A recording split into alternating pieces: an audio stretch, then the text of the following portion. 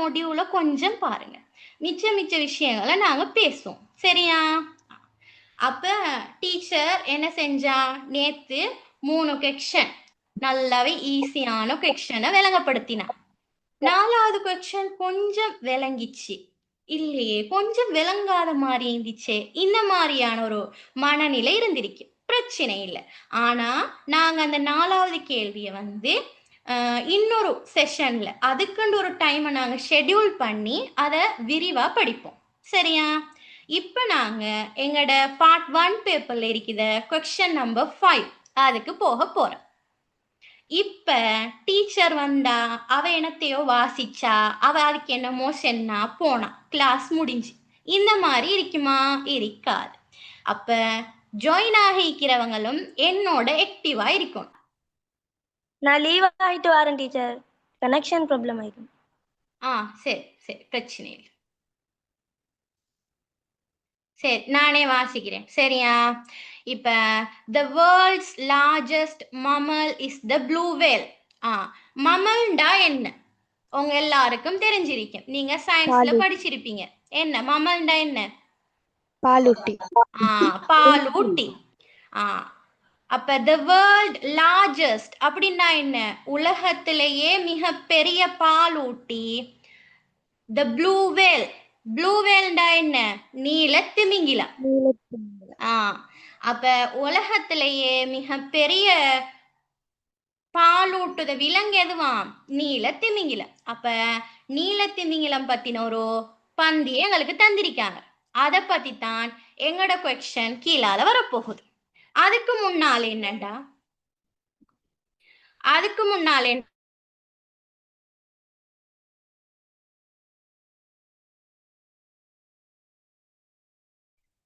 முன்னால நாங்க பார்ப்போம். எல்லா கொஸ்டின்ஸும் இதை பேஸ் பண்ணி தான் வரந்து. நேத்து நான் உங்களுக்கு ஒரு இன்ட்ரடக்ஷன் சொன்னேன். என்னது? உங்களோட வெக்கபுலரி, அடுத்தது உங்களோட ரைட்டிங் ஸ்கில்ஸ், உங்களோட ரீடிங் ஸ்கில்ஸ், கிராமர், இந்த மாதிரியான விஷயங்களை வச்சுதான் உங்களோட கேள்விகள் வரும் அப்படின்னு நான் முன்னாடியே சொன்னேன். அந்த வகையில அது தெரியாத ஒருத்தரா இருந்தாலுமே கொஸ்டின் நம்பர் 1, 2, 3, 4 இது 4ஐயும் பார்த்த உடனே ஒரு ஐடியா உண்டு வரும்.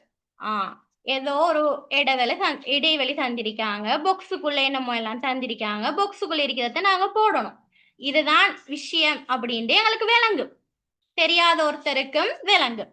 ஆனா இந்த 5வது டெஸ்ட் அப்படி இல்லை. சில பேருக்கு விளங்காது, இது என்ன சொல்றாங்கன்னு விளங்காது. சரியா? அப்ப நிறைய ஸ்டூடெண்ட்ஸ் கேட்கிற கேள்வி, இதோட விளக்கம் என்ன டீச்சர், எங்களுக்கு விளக்கத்தை கொஞ்சம் சொல்லுங்களே ஃபர்ஸ்ட், அதுக்கப்புறம் நாங்க கேள்வியை செய்தோம் அப்படின்ற மாதிரி கேட்கிறவங்க தான் நிறைய பேர்.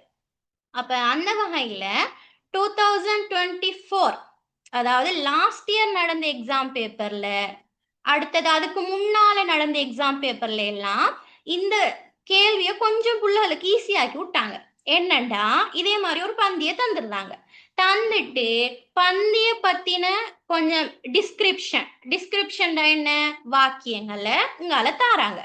அங்கால என்ன செய்யறாங்கண்டா, டாபிக்ஸ் அப்படின்னு போட்டு விடுறாங்க. டாபிக்ஸ் போட்ட உடனே எங்கட பிள்ளைகளுக்கு தெரியும், டாபிக்ஸ் என்ன, தலைப்பு. இங்கால என்னமோ தந்திருக்காங்க, அப்ப இதோட தலைப்பு நாங்க பந்தியில தேடி எழுதணும் போல அப்படின்ற ஒரு ஐடியா உண்டு வரும். ஆனா இந்த 2023 பேப்பர்ல அப்படி ஒன்றும் இல்லை.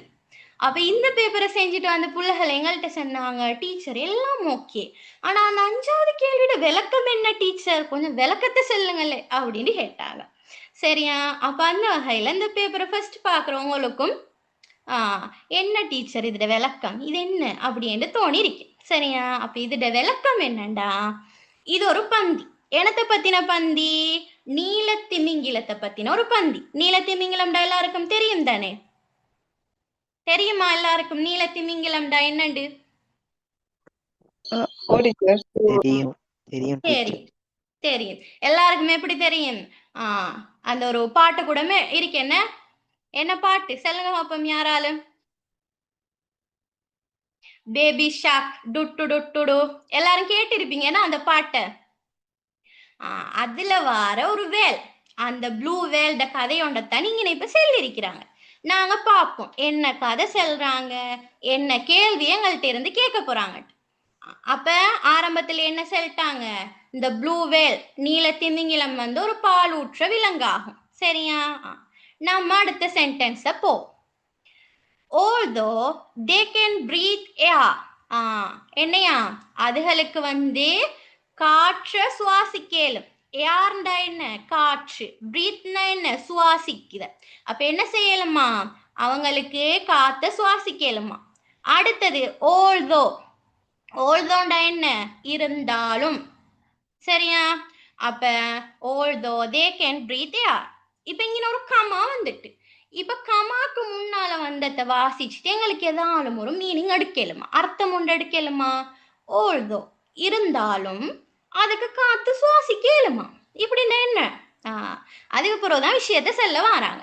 என்ன விஷயம், blue whales are most at ease in the ocean. ocean டா என்ன, கடல். எங்களுக்கு தெரியும் ஓஷன் டா என்ன, கடல். சரியா? அப்ப இந்த பெரிய, அதாவது திமிங்கிலம், நீல திமிங்கிலம் வந்து கடலுக்குள்ள ஈஸ்டால் என்ன, நிம்மதியாக, சொகுசாக, ஏதாலும் ஒரு மீனிங் செல்லு. இது என்னையாம் செய்யுது, கடலுக்குள்ள நிம்மதியா வாழுதான். இருந்தாலும் அதுக்குத்தான் அந்த ஓல்தோ, இருந்தாலும் அதுக்கு காற்றை சுவாசிக்கலுமா. சரியா? அடுத்தது என்ன, where their ability to float. floatனா என்ன, float என்ன, யாராலும் ஒருத்தர்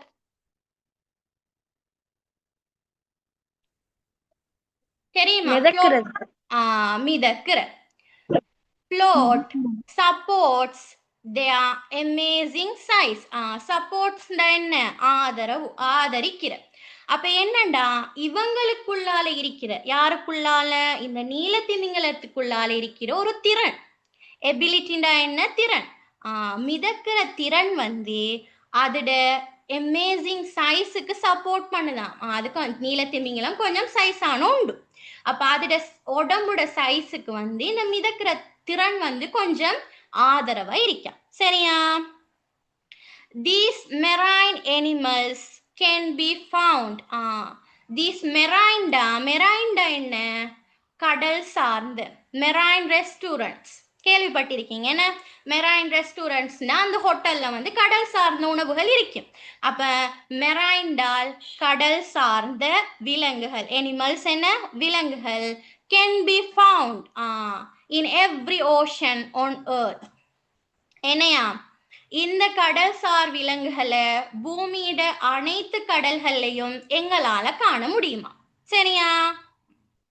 அதுக்கு பிறகு என்ன சொல்றாங்க, and they frequently swim alone or in tiny groups. frequentlyண்டா அடிக்கடி.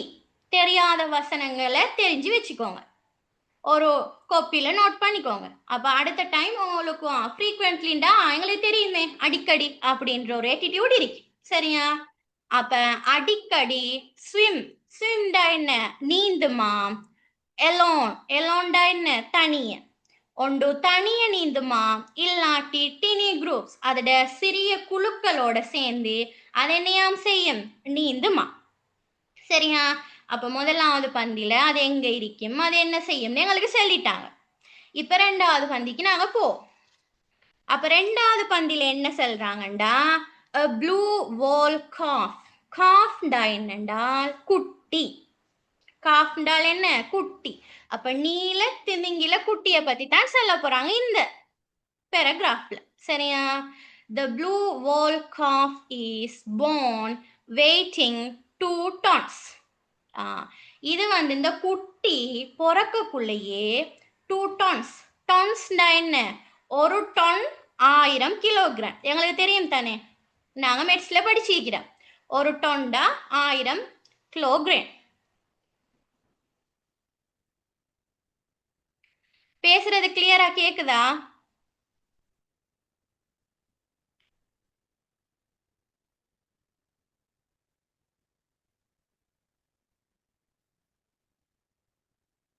கேக்குதா? கொஞ்சம் கவரேஜ் பிரச்சனை இருக்கு. கேக்குது. நாங்க பார்ப்போம். சரி, நான் ஆரம்பிக்கவா? டீச்சர் சரி. அப்ப என்னையா அந்த குட்டி திமிங்கிலம் பிறக்கக்குள்ளேயே என்ன 2 டன்ஸ் தான். டன்ஸ்னா என்ன? ஒரு டன் வந்து 1000 கிலோகிராம். அப்ப 2 டன்டா என்ன? 2000 கிலோகிராம். ஆனா அப்ராக்சிமேட்லி அப்படின்னா என்ன? சுமார் 1814 கிலோகிராம். அப்படியேப்பட்ட ஒரு நிறைய கொண்டுதானா அந்த குட்டி திமிங்கிலம் பிறக்குதான். சரியா? டியூரிங் இட்ஸ் ஃபர்ஸ்ட் இயர், அதோட முதல் ஆண்டு காலத்துல, டியூரிங்டா என்ன? போது, அந்த ஆண்டின் போது. ஃபர்ஸ்ட் இயர் ஆஃப் லைஃப், முதல் ஆண்டு வாழ்க்கையின் காலத்தின் போது, it gains an additional 200 pounds. எடிஷனலா என்ன? மேலதிகமா, இந்த ஒரு வருஷத்துல மேலதிகமா approximately 91 kg எவ்ரிடே கெயின் பண்ணுதான். அப்ப என்னையா நடக்கு? பிறந்த டைமே 1814 கிலோ. அவட முதல் வருஷத்துல ஒவ்வொரு நாளும் 91 கிலோ கூடுது. சரி, அதைத்தான் சொல்றாங்க. அதுக்கு பிறகு என்ன? These enormous animals consume krill. இங்க ஒரு புது வேர்டு இருக்கு. எனாரமஸ் டா என்ன? எனாரமஸ் டால் பெரும் அல்லது அற்புதமான, இல்லாட்டி வியக்கத்தக்க, இந்த மூணுல ஒண்ணு நாங்க சொல்லிடும். அப்ப இந்த அற்புதமான விலங்கு இல்லாட்டி இந்த பெரிய விலங்கு, இந்த மாதிரியான வியக்கத்தக்க விலங்கு கன்சியூம் கிரில். கன்சியூம்டால் உட்கொள்ளுது. Consume krill. கிரில்டா என்ன? கிரில்டா என்ன? கிரில்டா உங்க எல்லாருக்கும் தெரியும் கூனி. கூனிய தெரியுமா? கூனிக்கு தான் நாங்க இங்கிலீஷ்ல கிரில் அப்படின்னு சொல்லுவோம். அப்ப அது என்னத்தையா முட்கொள்ளும்? கூனி. கூனிதான் கடலுக்குள்ளால இருக்கிற கூனிதான் அதோட சாப்பாடு. விச் தெரியாத வசனங்களை தெரிஞ்சு வச்சுக்கோங்க, ஒரு கோப்பில நோட் பண்ணிக்கோங்க. அப்ப அடுத்த டைம் உங்களுக்கு ஃப்ரீக்வெண்ட்லிண்டா எங்களுக்கு தெரியுமே அடிக்கடி அப்படின்ற ஒரு ஆட்டிடியூட் இருக்கு. சரியா? அப்ப அடிக்கடி ஸ்விம். ஸ்விம்டா என்ன? நீந்துமா. எலோன். எலோன்டா என்ன? தனிய. ஒன்று தனிய நீந்துமா, இல்லாட்டி டினி குரூப்ஸ், அதோட சிறிய குழுக்களோட சேர்ந்து அது என்னையாம் செய்யும்? நீந்துமா. சரியா? அப்ப முதலாவது பந்தியில அது எங்க இருக்கும், அது என்ன செய்யும் எங்களுக்கு சொல்லிட்டாங்க. இப்ப ரெண்டாவது பந்திக்கு நாங்க அப்ப ரெண்டாவது பந்தியில என்ன சொல்றாங்கண்டா, a blue wall calf. காஃப்டா என்னண்டால் குட்டி. காஃப்டால் என்ன? குட்டி. அப்ப நீல திமிங்கில குட்டிய பத்தி தான் சொல்ல போறாங்க இந்த பேராகிராஃப்ல. சரியா? The blue wall calf is born weighing 2 tons. இது வந்து இந்த குட்டி பிறக்கக்குள்ளேயே 2 tons. டன்ஸ்னா என்ன? ஒரு டன் 1000 கிலோகிராம். எங்களுக்கு தெரியும் தானே, நாங்க மெட்ஸ்ல படிச்சிருக்கிறோம். ஒரு டன்டா 1000 கிலோகிராம். பேசுறது கிளியரா கேக்குதா?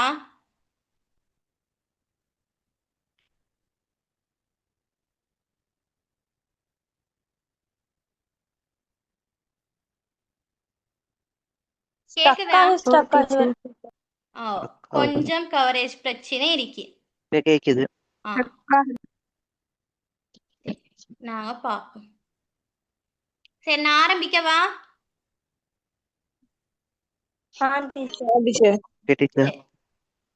அப்ப என்னையா அந்த குட்டி திமிங்கிலம் பிறக்கக்குள்ளேயே 2 டன்ஸ் தான். டன்ஸ்னா என்ன? ஒரு டன் வந்து 1000 கிலோகிராம். அப்ப 2 டன்டா என்ன? 2000 கிலோகிராம். ஆனா அப்ராக்சிமேட்லி அப்படின்னா என்ன? சுமார் 1814 கிலோகிராம். அப்படியேப்பட்ட ஒரு நிறைய கொண்டுதானா அந்த குட்டி திமிங்கிலம் பிறக்குதான். சரியா?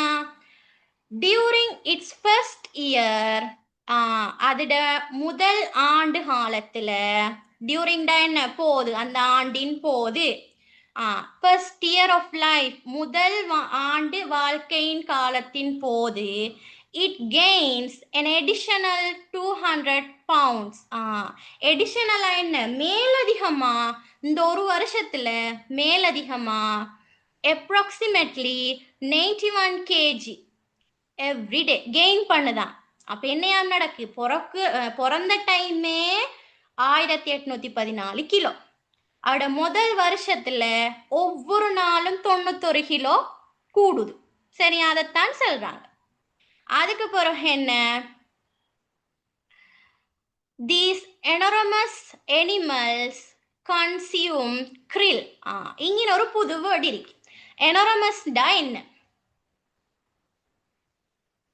எனாரமஸ்டால் பெரும் அல்லது அற்புதமான இல்லாட்டி வியக்கத்தக்க, இந்த மூணுல ஒண்ணு நாங்க சொல்லிடும். அப்ப இந்த அற்புதமான விலங்கு இல்லாட்டி இந்த பெரிய விலங்கு, இந்த மாதிரியான வியக்கத்தக்க விலங்கு கன்சியூம் krill. கன்சியூம்டால் உட்கொள்ளுது. Consume krill. krillண்டா என்ன, krillண்டா என்ன, krillண்டா உங்க எல்லாருக்கும் தெரியும் கூனி. கூனிய தெரியுமா? கூனிக்கு தான் நாங்க இங்கிலீஷ்ல krill அப்படின்னு சொல்லுவோம். அப்ப அது என்னத்தையா முட்கொள்ளும், கூனி. கூனிதான் கடலுக்குள்ளால் இருக்கிற கூனிதான் அதோட சாப்பாடு. which are tiny organism. அது எப்படிப்பட்டது, டினி ஆர்கானிசம்டா, சிறிய உயிரினம். கூனி எவ்வளவு குட்டியா இருக்கும் தெரியும் தானே எல்லாருக்கும். அப்ப அந்த மாதிரியான குட்டி உயிரினத்தை தான் நாம் இது உட்கொள்ளும். that resemble shrimp. ஷ்ரிம்ப்டா ஒரு வகையான இறால். ஒரு ஆக மீடியம், ஆக குட்டியும் இல்ல ஆக பெருசும் இல்ல, மீடியம் சைஸான இறாலுக்கு தான் நாங்க ஷ்ரிம்ப் அப்படின்னு சொல்லுவோம். சரியா, விளங்கிச்சா?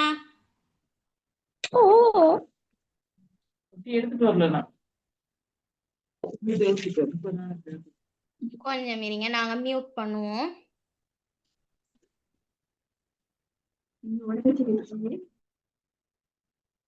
சரி,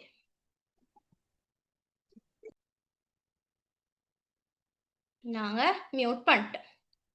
இப்ப ஃபர்ஸ்ட் பந்தில என்ன, அது எங்க இருக்கி, அது எப்படி அதோட வாழ்க்கை தன்மையை நடத்துது, ரெண்டாவது அதோட குட்டி எப்படி இருக்கு, அது என்ன சாப்பிடுது, இந்த மாதிரியான விஷயங்கள் எல்லாம் நாங்க என்ன செஞ்சிட்டோம், பார்த்துட்டோம். அடுத்தது என்ன, லாஸ்ட் பந்தி. லாஸ்ட் பந்தில என்ன சொல்றாங்கண்டா, it is estimated that just a small number of blue whales inhabit the oceans worldwide. அப்படின்னா என்னையா, விளங்கிச்சா யாருக்காலும்? எஸ்டிமேட்டடா கணிக்கிற, கணிப்பிடுதல். அப்ப என்னையாம் கணிச்சிருக்கிறாங்க, உலகளாவிய கடல்கள்ல வெறும் சில நம்பர் ஆஃப் கையுட்டு எண்ணத அளவுக்கான நீல திமிங்கிலம் தானா வாழ்கின்றன அப்படின்னு கணிக்கப்பட்டிரு. சரியா, அடுத்தது பார்ப்போம் நாங்க என்ன சொல்றாங்க. they were nearly driven to extinction because of years of hunting for their oil and blubber. இங்கதான் விஷயம் வரப்போகுது. இப்ப என்ன சொல்லிட்டாங்க, உலகளாவிய கடல்கள் எல்லாம் ஒன்றோ ரெண்டோ அந்த மாதிரியான எண்ணிக்கையில தான் நம்ம இது இருக்கான். காரணம் என்னண்டா, இதுல இருக்கிற ஒயில், இந்த நீல திமிங்கிலத்தோட உடம்புல இருக்கிற ஒயிலும் கொழுப்பும் வேட்டையாடப்படுது. சரியா, அதற்காக வேண்டி இந்த நீல திமிங்கிலங்கள் வேட்டையாடப்படுதுதான். அதனாலதான் இதோட எண்ணிக்கை குறைஞ்சி இருக்கு. சரியா, ரீசன் விளங்கிட்டா உங்களுக்கு? இப்ப இங்கின புது சொற்கள் இருக்கும், என்னன்னு நாங்க பார்ப்போம். சரியா, ட்ரிவன் அப்படின்றால் இயக்கப்படுறது, இல்லாட்டி கட்டுப்படுத்தப்படுறது. இந்த மாதிரியான விஷயங்களை எங்களுக்கு செல்லேலு. அப்ப அதை நீங்க குறிச்சிக்கோங்க. எக்ஸ்டிங்ஷன் அப்படின்டா என்ன? அழிவு, அழியப்படுறது, இல்லாட்டி இனமே அழியுது. சரியா? அப்ப நீலத்திமிங்கிலத்தோட இனமே அழியுதான்.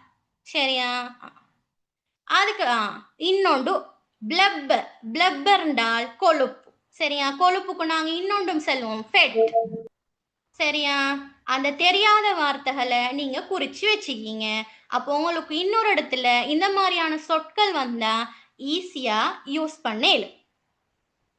Although they were shielded from extinction by the 1966 International Whaling Convention. என்ன நடக்கு இப்ப? எல்லாரும் என்ன செய்யாங்க? இதை வேட்டையாட கிளம்பிட்டாங்க. வேட்டையாட கிளம்ப இதோட அழிவு வந்து நெருங்குது. அதோட என்ன செய்யறாங்கண்டா, சர்வதேச ஒப்பந்தம் ஒன்று போடுறாங்க. என்ன ஒப்பந்தம்டா? இந்த நீலத்திமிங்கிலங்களை இனி வேட்டையாடலாம் அப்படின்ற ஒரு ஒப்பந்தம் போடுறாங்க. அப்ப என்ன ஷீல்டா என்ன பாதுகாக்கிறதுக்காக வேண்டி இப்படி ஒரு ஒப்பந்தம் நடக்குது. They are currently listed as endangered. இப்ப வந்து பட்டியலிட்டிருக்காங்களாம். அதெல்லாம் வந்து அபாயத்துல இருக்கின்ற. சரியா? இதுதான் இந்த பந்தில சொல்லியிருக்காங்க. பந்தி விளங்கிட்டா எல்லாருக்கும்? இப்ப நாங்க வந்து எங்கட கேள்விக்குள்ளால போறோம். சரியா? இப்ப என்ன கேள்வின்னு நாங்க பார்ப்போம். முதலாவது கேள்வி உங்களுக்கு என்ன செஞ்சிட்டாங்க? விடை எழுதி தந்துட்டாங்க. A swimming style of whales. Swimming என்ன? நீந்துற. ஸ்டைல் ஆஃப் வேல்ஸ் திமிங்கிலத்திட நீந்தும் பாணி. ஸ்டைல்டா என்ன? பாணி. ஒவ்வொருத்தருக்குண்ட ஒரு ஸ்டைல் இருக்கு, அவங்களோட பாணி. இப்ப இது எப்படி நீந்தும்னு நாங்க ஆரம்பத்துல பார்த்தோம். எப்படியாம் நீந்தும் திமிங்கிலம்? தனியாக இல்லாட்டி சின்ன குரூப். சரி, அப்ப அதை எழுதிட்டாங்க. இப்ப எழுதினது வந்து நாங்களா யோசிச்சு எழுதணுமா? இல்ல, அந்த வேலை எங்களுக்கு இங்க இல்ல. எல்லாமே என்ன தரப்பட்ட பந்தில இருக்கி. அப்ப நாங்க வந்து அதை எழுதுற மட்டும்தான், தேடி எழுதுற மட்டும்தான் எங்கட வேலை. சரி, அப்ப முதலாவது எங்கட வேலை மிச்சம். ரெண்டாவது a common prey of whales. காமன்டா என்ன? பொதுவான. பிரேண்டா என்ன? யாராலும் இதுக்கு முதல் கேள்விப்பட்டிருக்கீங்களா? உணவு. எப்படியான உணவு? கூனி. இல்ல, இங்கனதான் இல்ல. பிரேண்டா வேட்டையாடப்பட்ட உணவு. சரியா? அதாவது இறை என்று நாங்க சொல்லுவோம், ஒன்றுக்கு இரையாகுத. சரியா? அந்த மாதிரி வேட்டையாடப்பட்ட உணவுக்கு தான் நாங்க செல்வோம் பிரே.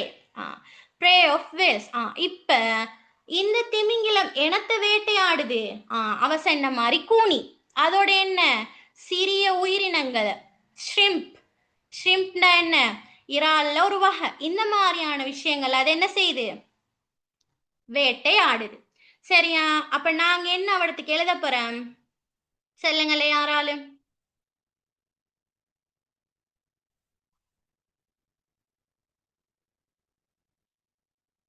தெரியும் தானே? அது என்னத்த வேட்டையாடுது? நான் சொன்ன மாதிரி கூனிய வேட்டையாடுது. அடுத்தது என்ன? சிறிய உயிரினங்களை வேட்டையாடுது. அடுத்தது என்ன? ஷ்ரிம்ப்ஸ். அப்ப நாங்க என்ன அவடத்துக்கு எழுத போறோம்?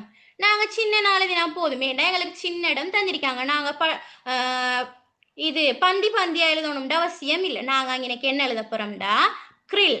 அதோட ஒரு கமாவை போட்டு டினி ஆர்கானிசம், சின்ன உயிரினங்கள். அதோட உங்களுக்கு இடம் இருந்தா ஷ்ரிம்ப்னு போடுங்க. இல்லையா நீங்க அதை ஆப்ஷனா விடுங்க. ஏண்டா இதுல வந்து 5 கேள்விக்கு 1 மார்க்ஸ். அப்போ 1 மார்க்ஸ் கேள்விக்கு நீங்க அவ்வளோ எழுதிட்டு உங்களோட டைமை போக்காட்ட தேவையில்லை. அப்ப நீங்க 2 விடை எழுதினா போதும். சரியா?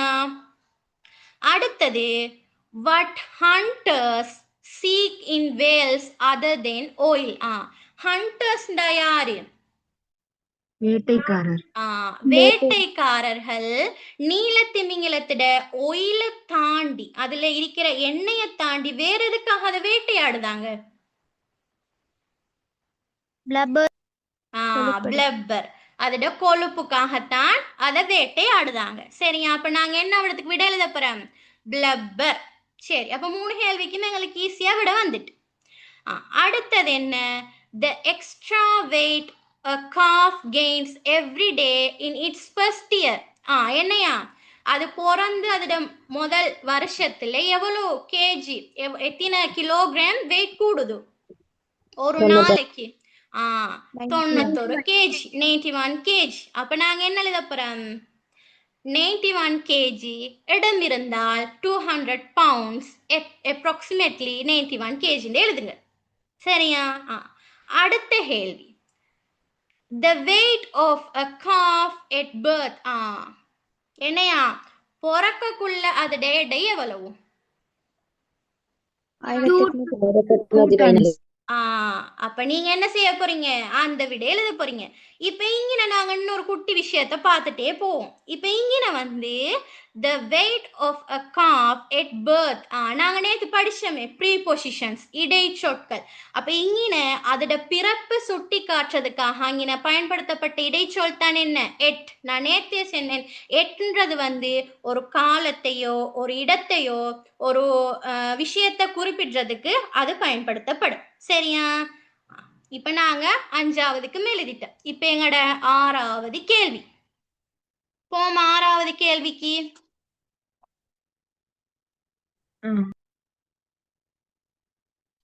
கொஞ்சம் இருங்க, அப்படியே எத்தனை பேர் ஜாயின் ஆகிக்கிறீங்கன்னு பாப்போம்.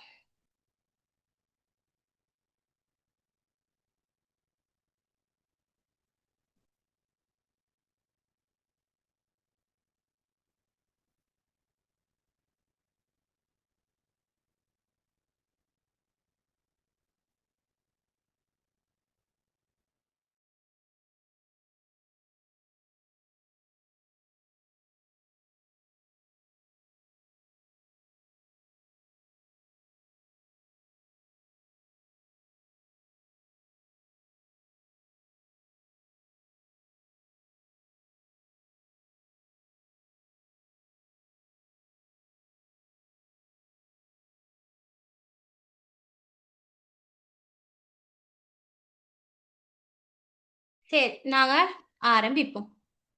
25 பேர் ஜாயின் ஆகிக்கிறீங்க. முடியும் வரைக்கும் எத்தனை பேர் இருக்கீங்கன்னு நாங்க பார்ப்போம். எல்லாரும் இருப்பீங்கன்ற நம்பிக்கையோட எங்களோட மிச்சம் மீக்கிறதையும் நாங்க ஸ்டார்ட் பண்ணுவோம். சரியா? அடுத்தது the year that ensured the safety of whales. இப்ப இந்த நீலத்திமிங்கலத்தோட பாதுகாப்பை ensured என்ன? உறுதி செய்யற எப்ப அவங்க ஒப்பந்தத்தை மேற்கொள்றாங்க? 1966. சரி, அப்ப நாங்க என்ன செய்ய போறோம்? 1966 போட போறோம். சரியா? இவ்வளவுதான், முடிஞ்சு. கஷ்டமான கேள்வியையும் நாங்க ஈஸியா செஞ்சிட்டோம். அப்ப என்ன, உங்களுக்கு ஃபர்ஸ்ட் 5ஆவது கேள்வி கொஞ்சம் கஷ்டமா இருக்கு, நான் சொன்ன மாதிரி. அதால கொஞ்சம் 5ஆவது கேள்வியை 1க்கு 2 தடவை வாசிங்க. ஒன்று உங்களுக்கு அதுக்குள்ள இருக்கிற டாபிக் எழுத சொல்லுவாங்க, இல்லாட்டி இந்த மாதிரி அதோட சம்பந்தப்பட்ட விஷயத்தை எழுத சொல்லுவாங்க. அவ்வளவுதான், வேற ஒன்றும் இல்லை. 1க்கு 2 தடவை வாசிச்சிங்களா இருந்தீங்கண்டா உங்களுக்கு ஈஸியா விட வரும். சரியா? அப்ப நாங்க 5 கேள்வி செஞ்சிட்டோமா? 5 கேள்வி செஞ்சிட்டோம். சரி, இப்ப நாங்க என்ன செய்ய போறோம்? 6ஆவது கேள்விக்கு போறோம். 6ஆவது கேள்விக்கு விடையும் இருக்கு. அப்ப நாங்க என்ன செய்வோம்? 6ஆவது கேள்வி உங்களுக்கு எப்பவுமே ஒரு நோட்டீஸ். சரியா? உங்களுக்கு ஒரு நோட்டீஸ் தான் எழுத வரும். ஆனால் சில சமயம் நோட்டீஸை தந்து இதுல எந்தெந்த மாதிரியான விஷயங்களை நீங்க எழுதுங்க அப்படின்னா அந்த விஷயங்களை உங்களுக்கு தந்துருவாங்க. சரியா? சில டைம் நோட்டீஸை மட்டும் தருவாங்க, விஷயத்தை உங்களோட விருப்பப்படி நீங்க போட்டுக்குங்க. இப்போ ரெண்டுமே ஈஸி தான். இப்படி தந்தா என்ன, அவங்க தார விஷயங்களை நாங்க ஒழுங்குபடுத்தி எழுதிட்டோம்னா எங்களோட வேலை முடிஞ்சு. இல்ல நீங்களா யோசிச்சு எழுதுங்கண்டாலும் நாங்க சின்னதா யோசிச்சாச்சு, எழுதியாச்சு. ஆனா இதுக்கு என்ன தெரிஞ்சிருக்கணும்? உங்களுக்கு கிராமர் தெரிஞ்சிருக்கணும், இலக்கணம் தெரிஞ்சிருக்கணும். சரியா? எந்த காலத்துல எழுதுற, எந்த மாதிரியான வெக்கபுலரி நாங்க யூஸ் பண்ணணும் அப்படின்ற ஒரு நாலேஜ் உங்களுக்கு இருக்கும். சரியா? அப்ப நாங்க வந்து கிராமர் படிக்கணும். கிராமர்ல முக்கியமான விஷயம் தான் டென்ஸ். டென்ஸ்னால் என்ன? காலம். சரியா? அப்ப நாங்க காலத்தை படிக்கணும். அப்ப நாங்க காலம் படிக்கிறோம்டா அதுக்குண்டு தனிய 2 3 கிளாஸ் ஷெட்யூல் பண்ணணும். நான் உங்களுக்கு ஃபர்ஸ்ட் பேப்பர் செய்வோம் அப்படின்ற ஒரு மோட்டிவோட தான் இந்த எங்களோட ப்ரொஜெக்டை ஸ்டார்ட் பண்ணது. அப்ப எந்த கம்யூனிட்டியில இருக்கிறாக்களும் சரி, இப்ப புதுசா கிளாஸுக்கு ஜாயின் பண்ணியா நாங்களும் கம்யூனிட்டியில சேர போறோம்டா, சேர்றாக்களோடையும் நான் கன்சல்ட் பண்ணி உங்களுக்கு என்ன சப்ஜெக்ட்ல நீங்க வீக்கா இருக்கீங்க, அப்ப அந்த மாதிரியான சப்ஜெக்டை நான் வந்து உங்களுக்கு செஷன்ஸா செய்வோம். இப்ப இது வந்து ஒரு சின்ன ஒரு நோட்டீஸ். சரியா? இந்த நோட்டீஸ் எழுதுறதுக்கு நான் சொன்ன மாதிரி உங்களுக்கு காலம் தெரிஞ்சிருக்கணும். இங்கிலீஷ்ல எத்தனை காலம் இருக்கு? 12 12 காலம். சரியா? நாங்க படிப்போம். இன்ஷா அல்லாஹ் நாங்க படிப்போம். அப்ப இந்த நோட்டீஸ் மிச்சமுமே ஈஸியான ஒரு நோட்டீஸ். என்ன? அவங்கள இந்த விஷயங்களை தந்துட்டாங்க. தந்த விஷயங்களை உங்களுக்கும் இப்ப அத ஒரு ஆர்கனைஸ் பண்ணி நாங்க எழுதுறது தான். பார்ப்போம் என்ன நோட்டீஸ். இதையும் யாராலும் வாசிக்கிறதுக்கு இல்ல டீச்சர் எங்களுக்கு எல்லாம் நீங்களே வாசிங்களேண்டா. என்ன நானே வாசிக்கவா? டீச்சர் அனௌன்ஸ்மெண்ட் ஓ சாரி, அனௌன்ஸ்மெண்ட். சரி, வாசிக்க போறீங்களா யாராலும்?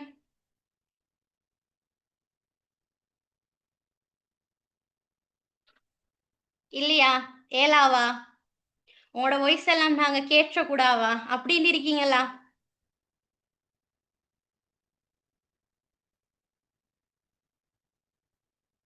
சரி, பிரச்சனை இல்லை. அடுத்தடுத்த கிளாஸ்ல பேசுவீங்கன்ட்டு இந்த விஷயத்தையும் நாங்க நம்பிட்டு எங்களோட செஷனை தொடருவோம். சரி, அப்ப என்ன இது?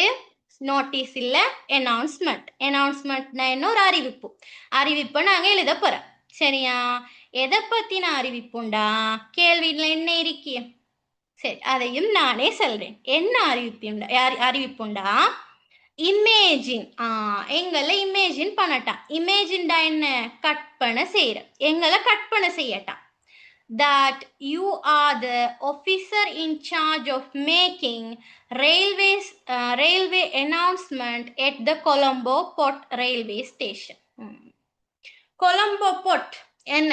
கொழும்பு கோட்டை. கொழும்பு கோட்டையில இருக்கிற ரயில்வே ஸ்டேஷன் புகையிரத நிலையத்துல அறிவிப்பு வேலையை செய்யறதுக்கான அதிகாரியா உங்களை கற்பனை செய்யட்டான். செய்வோமா? கற்பனை செய்வோமா?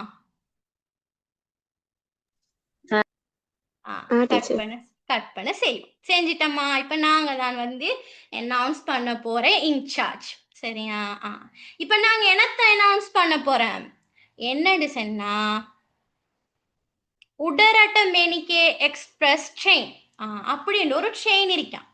உங்க எல்லாருக்கும் தெரியுமா? யாராலும் போயிருக்கீங்களா? போயிருக்கிறீங்க. அப்ப அந்த ட்ரெயின் தெரியும். இப்ப அந்த ட்ரெயின் வந்து எங்க போகுதாம்? பதுல்லைக்கு போகுதாம். கொழும்புல இருந்து பதுல்லைக்கு போகுதாம். சரியா? அப்ப இது பதுல்லைக்கு போறதுக்கு என்னையாம் நடந்துட்டு ஒரு 1 hour டிலே ஆகிட்டான். டிலேண்டா என்ன? தாமதம் ஆகிட்டான். இதை நாங்க எங்களோட பெசஞ்சர்ஸ்டா யாரு? பயணிகள். இப்ப அந்த கொலம்போ போர்ட் ரயில்வே ஸ்டேஷன்ல இருக்கிற பயணிகளுக்கு நாங்க அறிவிக்கிறல்ல நாங்க எழுத போறோம். எப்படி அறிவிக்கிறேன்டே நாங்க எழுத போறோம். சரியா? எழுதுவோமா? அப்ப எழுதுவோம். நான் உங்களுக்கு எழுதியே தந்திருக்கேன். சரியா? அது ஒருக்கா எல்லாரும் வாசிங்களே, விலங்குதாண்டு பார்ப்போம்.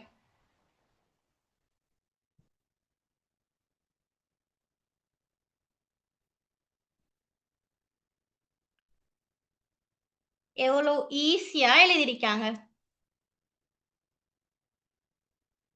இப்ப நாங்க வந்து ஒரு அனௌன்ஸ்மெண்ட் எழுதுறதுக்கு முன்னாலேயோ இல்லாட்டி ஒரு நோட்டீஸ் எழுதுறதுக்கு முன்னாலேயோ சில விழிப்புகளை கொடுப்போம். சரியா?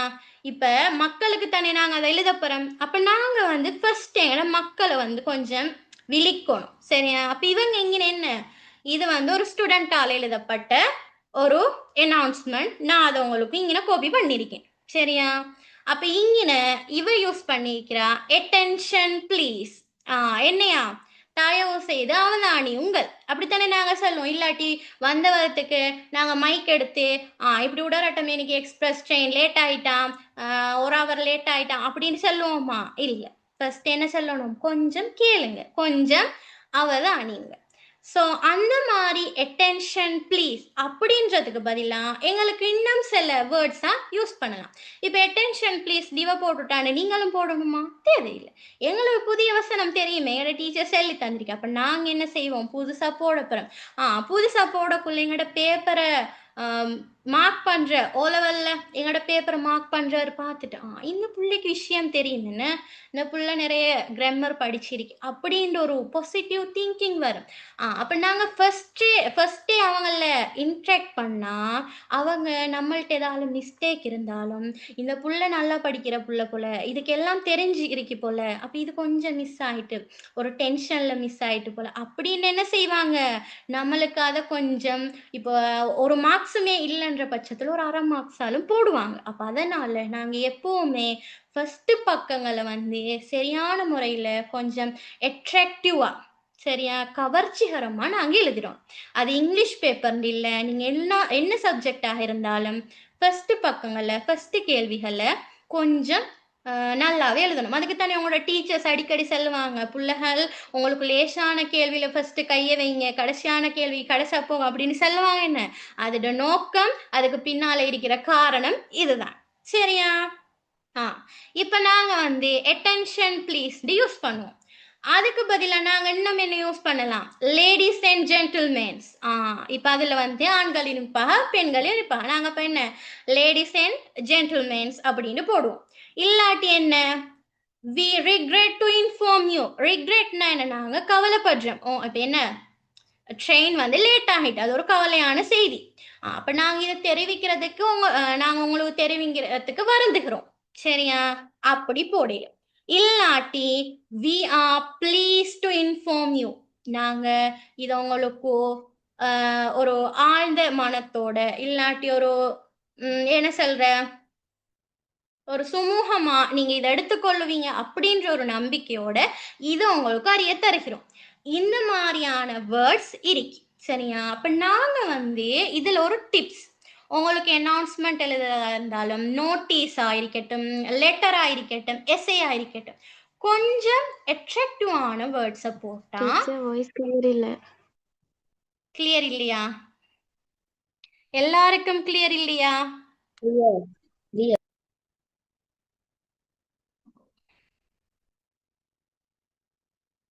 இப்ப கேக்குதா?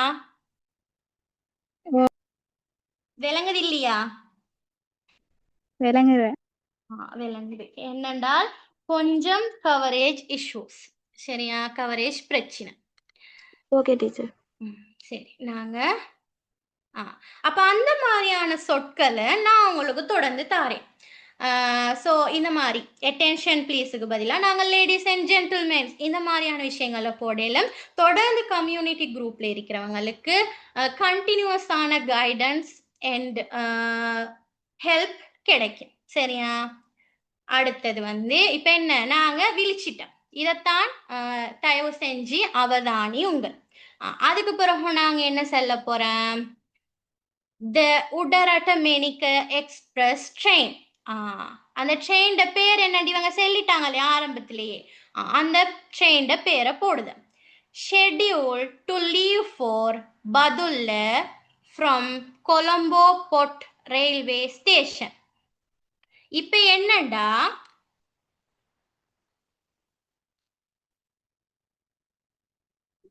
கொஞ்சம் என்னண்டா, எங்களுக்கு வந்து சில சொற்கள் தெரிஞ்சிருக்கணும். இப்ப திட்டமிடப்பட்டிருந்துச்சு, இல்லாட்டி அது வந்து அரைவல்ண்டா என்ன, வருகை தருவதற்காக இருந்துச்சு. இல்லாட்டி டிபார்ச்சர்னா என்ன, புறப்படுவதற்காக இருந்துச்சு. இந்த மாதிரியான பேசிக் சொற்கள் எங்களுக்கு தெரிஞ்சிருக்கணும்.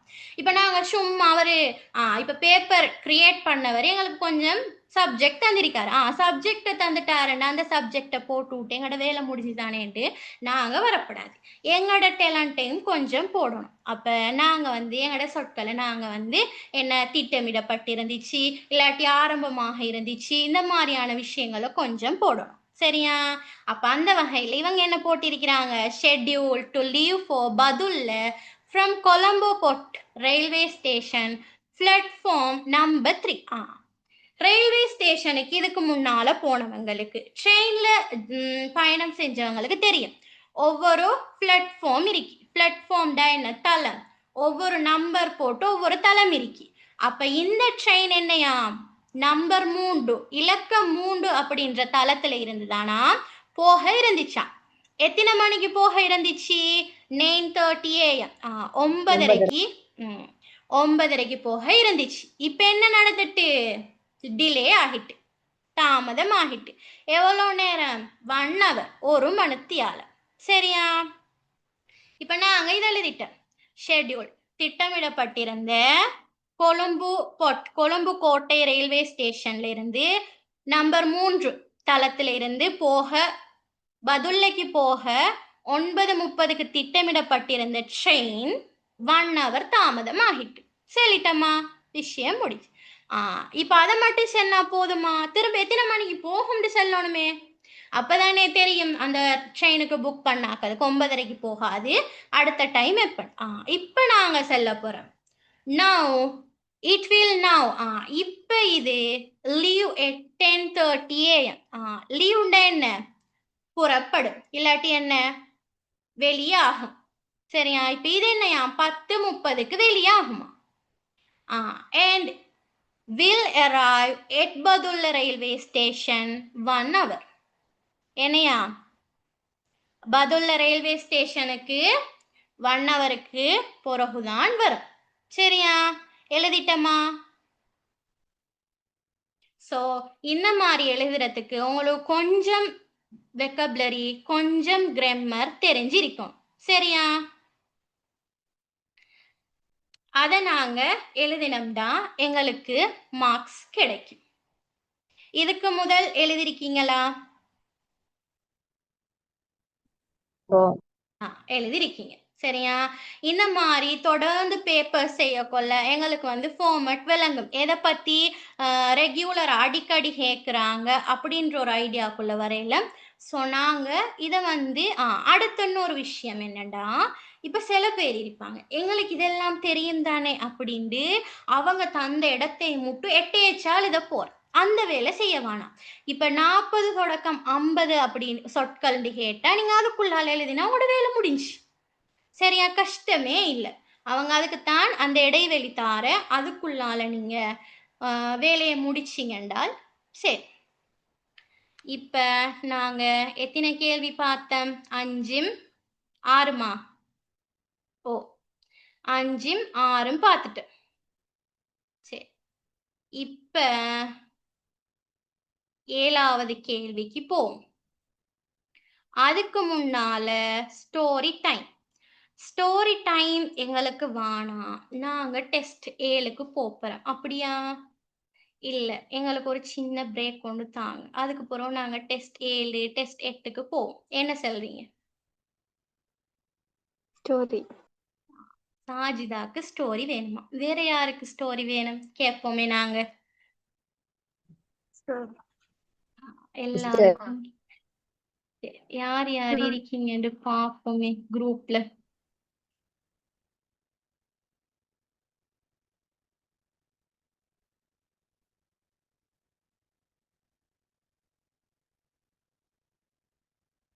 சரி, நாங்க இப்ப ஸ்டோரி டைமுக்கு போவோமா? ஸ்டோரியோட செல்வோமா? அப்ப இல்லாட்டி நாங்க 7வது கேள்வியை பார்ப்போம். சரியா? பார்த்துட்டு எங்கட ஸ்டோரிக்குள்ள போவோம். நான் அப்படி சொல்றேன், என்ன செய்வோம்? இல்ல, பார்த்துட்டு போவோம். சரி, அப்ப நாங்க பார்த்துட்டு போவோம். சரியா? இன்னைக்கு நாங்க பார்க்க போற ஸ்டோரி என்னண்டா, ஒரு டிஃபரண்ட் ஸ்டோரி. சரியா? நேத்து நாங்க பார்த்த ஸ்டோரி எல்லாருக்கும் ஞாபகம் இருக்கா? ஆ, இருக்கு, ஞாபகம் இருக்கு. சரி, அப்ப நாங்க ஆ நாங்க எங்கட ஸ்டோரிக்குள்ளால போவோம். சரியா? என்ன ஸ்டோரிண்டா, லாஸ்ட் இயர் என்னோட இன்டர்ன்ஷிப்புக்காக ஏலெவல் வர இருக்கிற ஒரு ஸ்கூல்ல ஒரு 3 months டீச் பண்ற ஒரு ஆப்பர்ச்சுனிட்டி கிடைச்சிச்சு. சரியா? ஒரு வாய்ப்பு கிடைச்சிச்சு.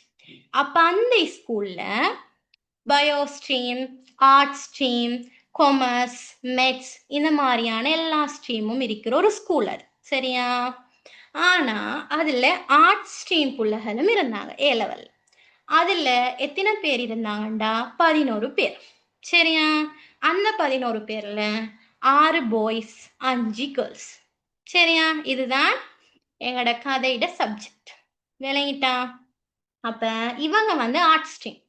ஆர்ட் ஸ்ட்ரீம்ன்றபடியால இவங்களோட ஸ்கூல்ல இவங்களுக்கு கொஞ்சம் டிமாண்ட் குறவு. என்ன உண்டுண்டாலும் பயோ புள்ளகல இல்லாட்டி மெட்ஸ் புள்ளகல கூப்பிட்டு இவங்கள கொஞ்சம் ஒதுக்கியே வைக்கிற ஸ்கூலால புறக்கணிக்கப்பட்ட ஒரு வகுப்பு அது. சரியா? அப்ப இந்த வகுப்புக்கு நான் போன உடனே அவங்களுக்கும் எனக்கும் ஒரு இனம் புரியாத ஒரு பாண்ட், தொடர் கொண்டு உருவாகினுச்சு. அவங்க ஏதோ ஒண்ட எதிர்பார்த்த மாணவர்களாக இருந்தாங்க. என்னால அதை கொடுக்க முடியுமான ஒரு டீச்சரா நான் இருந்தேன். ஸோ எங்களுக்குள்ள அந்த ஒரு பாண்ட் கிரியேட் ஆகிச்சு. அதுக்கப்புறம் அந்த ஸ்டூடெண்ட்ஸ் நான் என்ன சொல்ற, நான் ஒன்றை செய்யுங்க அப்படின்னா செய்வாங்க, இல்லைண்டாலும் செய்ய மாட்டேன். அப்படி இல்லாத பட்சத்தில் வந்து ஏதாவது ஒன்றுனா என்கிட்ட ஆப்ஷன் கேட்பாங்க, இல்லாட்டி என்கிட்ட கன்சல்ட் பண்ணுவாங்க, என்னோட ஒரு டிஸ்கஷன் செய்வாங்க, செஞ்சுட்டு தான் அவங்களோட டிசிஷன்ஸை எடுப்பாங்க. அப்படியான ஒரு தொடர்பு இன்றைக்கு வர அந்த ஸ்டூடெண்ட்ஸோட எனக்கு இருக்கு. சரியா? அப்ப இப்படியான ஒரு வகுப்புல ஒரு புள்ளை ஒன்று இருந்துச்சு. அது ஒரு பொம்பளை பிள்ளை. சரியா? அவங்கள மாதிரி ஒரு பொம்பளை பிள்ளை. அந்த பொம்பளை பிள்ளை எப்படிப்பட்ட ஒரு குடும்ப சூழ்நிலையில் இருந்து வருகுதுண்டா, மிச்சமுமே ஒரு வறுமை, ஒரு லோவர் மிடில் கிளாஸ், நாங்க சொல்லுவோமே என்ன, லோவர் மிடில் கிளாஸ் ஃபேமிலி. அவங்களோட ஃபேமிலியில மொத்தம் 5 பிள்ளைகள். சரியா? 4 பொம்பளை பிள்ளைகள், ஒரு ஆம்பளை பையன். இந்த உம்மா அப்பா வந்து மிச்சமுமே வறுமை கோட்பாட்டுக்கு மத்தியில தான் இவங்களோட அந்த 5 பிள்ளையையும் படிப்பிக்கிறாங்க. இப்படியான ஒவ்வொரு ஸ்டோரியும் அந்த புள்ளைகளுக்கு இருக்கு, அந்த 11 பேருக்கும் இருக்கு. அது எனக்கு தெரிஞ்ச ஸ்டோரி. சரியா? இப்ப என்ன நடக்குதுன்னு சொன்னியா, இவங்களோட ஸ்கூல்ல வந்து ஒரு நாள் ட்ரிப் கொண்டு போறதுக்கு பிளான் பண்றாங்க. செகண்டரி வகுப்பு எல்லாம், செகண்டரி வகுப்புனா என்ன, 6ஆம் வகுப்புக்கு மேலால இருக்கிற புள்ளைகள் எல்லாம் ஒரு ட்ரிப் கொண்டு போறாங்க. சரியா? போறதுக்கு ரெடி ஆகினா 2 நாள் ட்ரிப். எங்க போறாங்க? நுவரெலி போறாங்க. இப்போ ஒரு பிள்ளைக்கு 5000 பீஸ். ஒரு பிள்ளைக்கு எவ்வளோ? 5000 ரூபா கட்டணும். சரியா? இப்ப இந்த பிள்ளையோட குடும்பத்துல எத்தனை பேர் இருக்கிறாங்க? 5 பேர் இருக்கிறாங்க. இப்ப 5 பேர்ல 3 பேர் செகண்டரி ஆக்கள். இப்ப 3 பேருக்கும் 5000 ரூபாய் படி கட்டுதண்டா, அந்த அம்மா அப்பா மொத்தமா 15000 ரூபாய் கட்டணும். எதுக்கு மட்டும்? ட்ரிப் போறதுக்கு மட்டும். சரியா? இப்ப இப்படி ஒரு சிச்சுவேஷன் வருது. அதுக்கு முன்னால என்ன நடக்குதுண்டா, இந்த புள்ளைகளுக்கு பொலிட்டிக்கல் சப்ஜெக்ட் நடக்கிறல்ல. உங்களுக்கு தெரியும், ஏ-லெவல் ஆர்ட்ஸ்ல ஒரு பொலிட்டிக்கல்னு ஒரு சப்ஜெக்ட் இருக்கு. ஏன் நடக்கிறல்லண்டா, ஒரு ஸ்பெசிஃபிக், அந்த ஸ்பெசிஃபிக் டீச்சருக்கு வந்து ஹெல்த் இஷ்யூஸ் இருக்கிறனால அவங்களுக்கு பொலிட்டிக்கல் பாடம் கண்டினியூஸா நடக்கிறல்ல. மற்ற புள்ளைகள் என்ன செய்துகள்? Zoom class போகுதல். இப்போ உங்களை மாதிரி ஜூம் கிளாஸ் போகுதுகள். அடுத்தது பிசிக்கல் கிளாஸ், டியூட்டர்ஸ் தானே, அந்த மாதிரியான டியூட்டர்ஸ்ல எக்ஸ்பீரியன்ஸ்டான டீச்சர்ஸ்ட எப்படி 1 ஹவருக்கு 1000, ஒரு ஹவருக்கு 1000 ரூபா கட்டும். அந்த மாதிரியான நிலைமையில கிளாஸ் போறாங்க. அவங்க ஓரளவு ஒரு நடுத்தரம் வாய்ந்த குடும்பம், சிலவங்க நல்ல பொசிஷன்லயும் இருக்கிற குடும்பம், எல்லாரும் போறாங்க. ஆனா இந்த புள்ளைக்கு அந்த வாய்ப்பு கிடைக்கல. சரியா? அப்போ ஒவ்வொரு நாளும் என்னோட ஏதாலும் ஒரு பேசுறதுக்கான ஒரு சந்தர்ப்பம் கிடைச்சா அந்த பிள்ளை நட்டு செல்றது, நான் இப்ப அந்த பாடத்துல ஃபெயில் ஆகிருவேனே டீச்சர், நான் என்ன செய்யறேன், அப்படின்ற ஒரு டென்ஷன் அந்த பிள்ளைக்குள்ள இருக்கு. சரியா? அந்த டென்ஷனாலேயே எப்பவுமே வந்து ஒரு மூட் ஸ்விங்ஸ்ல தான் இருக்கு. எப்பவும் உங்கள மாரி அதாவது ஆக்டிவா இருக்காது. சரியா? எப்பவும் கொஞ்சம் சோர்ந்துட்டு தான் ஆளிப்பா. அடுத்தது மிச்சம் பேச மாட்டா. நாங்க பேசினா மட்டும் பதில் சொல்வா. இப்படியான ஒரு புள்ள அது. சரியா? விளங்கிட்டா? பேக்ரவுண்ட் விளங்கிட்டு புள்ளை. இப்ப இந்த காரணத்தால இவட மண்டைக்குள்ள இந்த மாரியான யோசனைகள் இருக்கிறதால, இவட குடும்பத்தோட இவக்கான ஒரு நல்ல ஒரு தொடர்பு இல்ல. பேசினாலும் முகத்துல பாயிர. இல்லாட்டி ரூடா பேசுற. ஓரமாத்தான் அவங்க பேசுவாங்க. என்ன கேட்டாலும் ஓரமாத்தான் பேசுவாங்க. இப்படியான ஒரு புள்ள தான் அது. அப்படியான புள்ளைக்கு இப்படி ஒரு சிச்சுவேஷன் வருது. என்ன செய்யுது? ட்ரிப் போக போறாங்க. அப்ப வீட்ல சொல்றாங்க, இப்ப ரூ. 15,000 கட்டி அனுப்புறதுக்கு எங்களுக்கு சந்தர்ப்பம் இல்ல. நீங்க போனா தங்கச்சிமார் கவலைப்படுவாங்க. சரியா? அதால நாங்க கொஞ்சம் காசு சேர்ப்போம். சேர்த்துட்டு எல்லாரும் குடும்பத்தோட ஒரு ட்ரிப் கொண்டு போவோமே அப்படின்னு சொல்றாங்க. அப்ப இத கேட்டு இந்த பிள்ளை கொஞ்சம் ஓகே ஒரு 50 போறதுக்கும் மனம் போகலாட்டியும் பரவாயில்ல. இப்படி இருக்கக்குள்ள ஸ்கூலுக்கு வரா. ஸ்கூலுக்கு வந்த உடனே இவட கிளாஸ் ஆக்கள் எல்லாம் என்ன பிரைன் வாஷ் பண்றாங்க.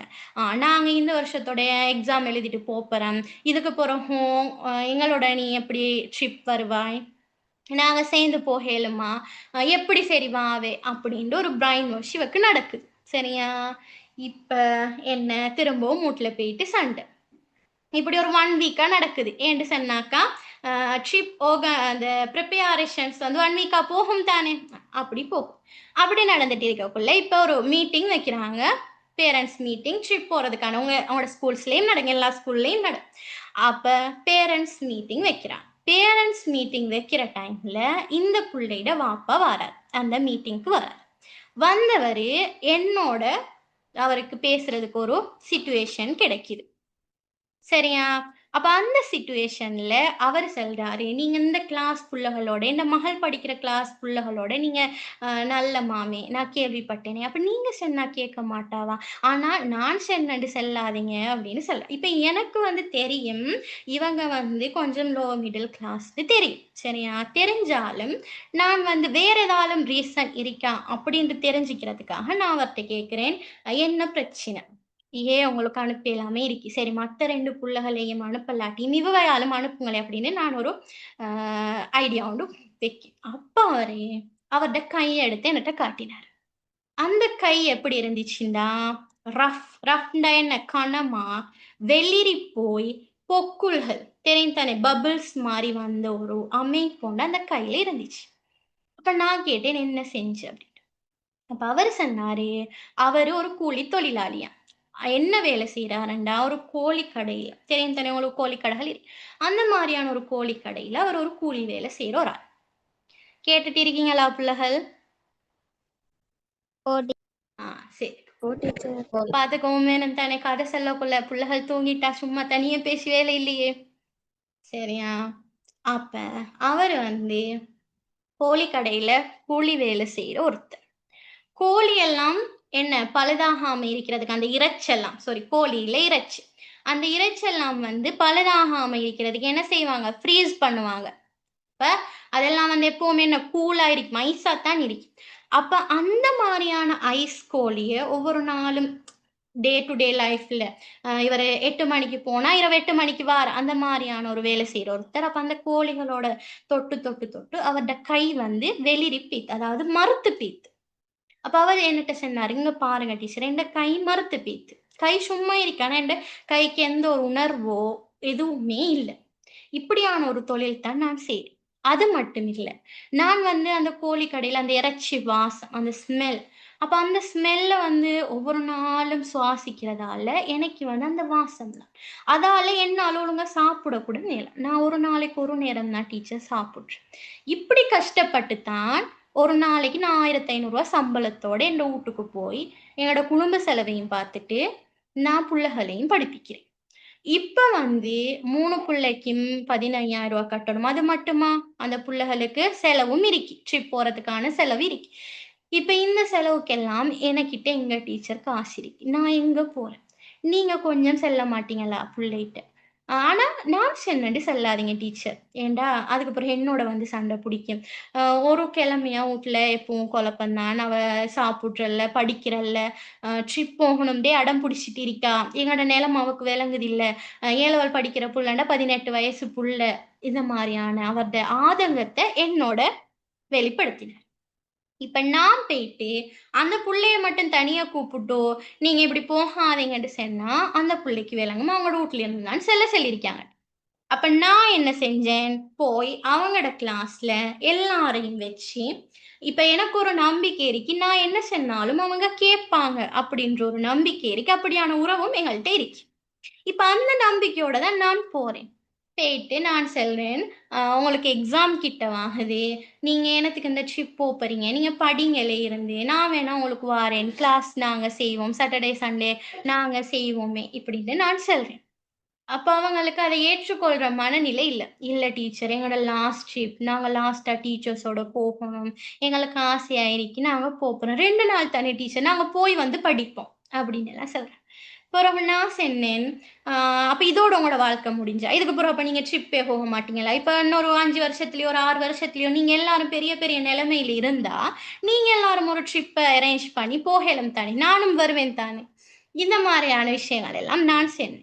சொன்னதுக்கு என்ன, அவங்களால அதை ஏற்றுக்கொள்ற மனநிலை இல்ல. ஆனா, என்ட மேல இருந்த மரியாதையால, "நீங்க போங்களே, நாங்க போய்த்தான் ஆகும்" அப்படின்னு சொல்லவும் இல்ல. 2ம் இக்கட்டான சூழ்நிலைக்கு அவங்க என்னால ஆளாகுறாங்க. போகவும் வேணும். என்னோட டீச்சர் வந்து இப்படி சொல்றா. நாங்க என்ன செய்றேன்? அப்படின்ட்டு ஒரு 5 நிமிஷம் எல்லாரும் சைலன்ட்டா இருந்தாங்க. நானும் என்னால எவ்வளோ எவ்வளோ பேச இயலுமோ அவ்வளோ அவ்வளோ பேசினேன். நான் சொன்னேன், "நான் உங்களுக்கு அரேஞ்ச் பண்றேன். நான் கூட்டிட்டு போறேனே உங்க எல்லாரையும். ஃபர்ஸ்ட் நீங்க எக்ஸாம செய்யுங்களே." இந்த மாரி எல்லாம் சொன்னாலும், பாய்ஸ் என்ன செஞ்சாங்க? "சரி டீச்சர். அப்ப நாங்க 6 பேரும் மட்டும் போறோம். இவங்க இருக்கட்டும். பொம்பள புள்ளைங்க 5 பேரும் இருக்கட்டும். எல்லாரும் போனா தானே உங்களுக்கு பிரச்சனை. நாங்க மட்டும் போய் வரோமே டீச்சர்" அப்படின்னு சொன்னாங்க.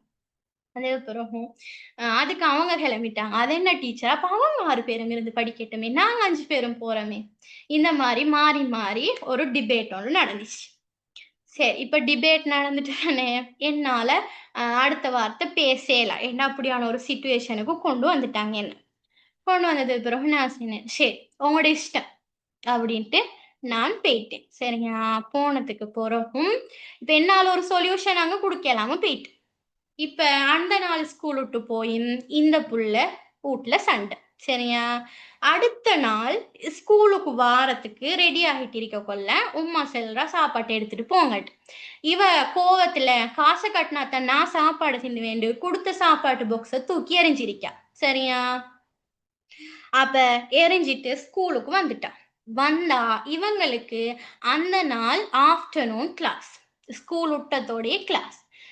அட் த சேம் டைம் எனக்கும் ஒரு ப்ரொஜெக்ட் வேலையால நானும் ஸ்கூல்ல இருக்கேன். சரியா? நானும் ஈவினிங் வரை இருக்கேன். இப்ப ஒரு 12 மணி வரைக்கும் அப்படி வெயில். கொளுத்துற வெயில். சரியா? அந்த மாரியான வெயில்ல ஒருத்தர்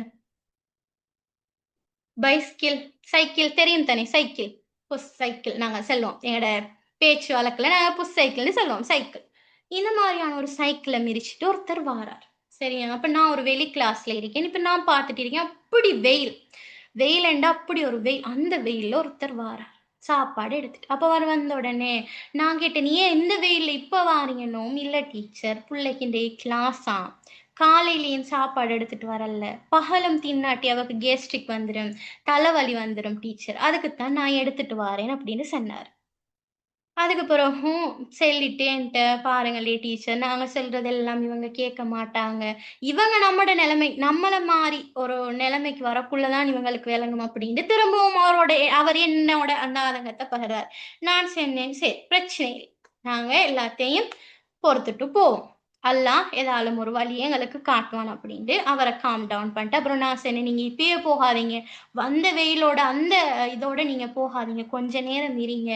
திரும்ப போங்கண்ட." "இல்ல டீச்சர் நான் போகணும். கடையில ஆள் இல்ல. நான் அவசரமா போகணும். புள்ளைக்கு சாப்பாடு குடுக்கணும்ட்டு தான் நான் வந்தேன்." சரியா? அப்ப வந்த வெயில்ல திரும்பவும் போறாரு. வேர்த்து வேர்த்து போறாரு.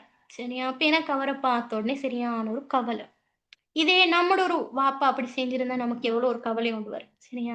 அந்த மாரியான எனக்கு ஒரு கவல. இப்ப நான் தான் கொண்டு போய் அந்த சாப்பாட்ட அந்த புள்ளைக்கு குடுத்துட்டோம். என்ன ஓவரா ப்ரெஷர் பண்றீங்க புள்ள அப்படின்னு கேட்க ஒண்ணும் பேசல. அந்த புள்ள பொதுவா பேசாது. நம்ம எவ்வளோ நல்லா பேசினாலும் பேசாது. ஏன்டா அவட மைண்டுக்குள்ள எப்பவும் ஒரு வேலை ஒண்ணு நடந்துட்டு தான் இருக்கு. சரியா? அப்ப நான் சாப்பாட்ட குடுத்துட்டு வந்துட்டேன். இப்ப இவங்களுக்கு ஈவினிங் கிளாஸ் நடக்குது. நானும் ஸ்கூல்ல இருக்கேன். இப்ப திடீர்னு எனக்கு ஒரு கால் வருது. சரியா? எனக்கு ஒரு கால் வர, கால் யாருன்னு பார்த்தா, அந்த கிளாஸ்ல படிக்கிற ஒரு அ பாய்ட உம்மா எனக்கு கால் பண்றாங்க. கால் பண்ணி, "இப்படி இந்த புள்ளையோட வாப்பா மௌத்தாம்" அப்படின்னு என்னட்ட சொன்னாங்க. சொன்ன உடனே என்ன அந்த சிச்சுவேஷன்ல நான் எப்படி அத ரியாக்ட் பண்ணுவேன்னே தெரியாத ஒரு நிலைமைக்கு நான் தள்ளப்பட்டேன். நான் பகல் தான் அந்த அந்த குறிப்பிட்ட நபர பார்க்கிறேன். அவரோட பேசுறேன். அவர் ஒரு அப்படியான ஒரு சூழ்நிலையில இருக்கிறக்குள்ள நான் அவர பார்க்கேன். இப்ப இவரு மௌத்தா. இப்ப நான் இத எப்படி போய் அங்க இன்ஃபார்ம் பண்ணுவேன்? நான் இத எப்படி டைஜஸ்ட் ஆக்குவேன்? எப்படி நான் அத எனக்கு விளங்கல. சரியா? அந்த மொமெண்ட் இன்னுமே எனக்கு விஷுவலைஸ் ஆகுது. சரியா? இப்ப புள்ளையோட வாப்பா மௌத். அப்ப நான் போய் இப்படித்தான் இன்ஃபார்ம் பண்ணுவேன். இன்ஃபார்ம் பண்ண உடனே அந்த புள்ள ரியாக்ட் பண்ண விதம் இன்னும் கண்ணுக்குள்ள இருக்கு. ஏன்டா அந்த புள்ள சொல்லி சொல்லி அழுத ஒவ்வொரு வார்த்தையும் இன்னும் என் காதுக்குள்ள கேட்டுட்டு இருக்கு. ஒரு கிழமையா நான் வாப்பாவோட பேசல டீச்சர். நான் வீட்ல சண்டை தான்.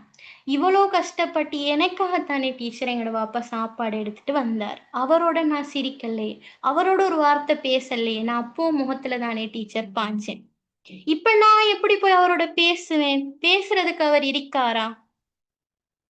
இனி என் வாப்பாவோட எனக்கு நினைச்சாலும் பேசேலுமா? இப்படியான கேள்விகளை எனட்ட கேட்டா, எனட்ட பதில் இல்ல.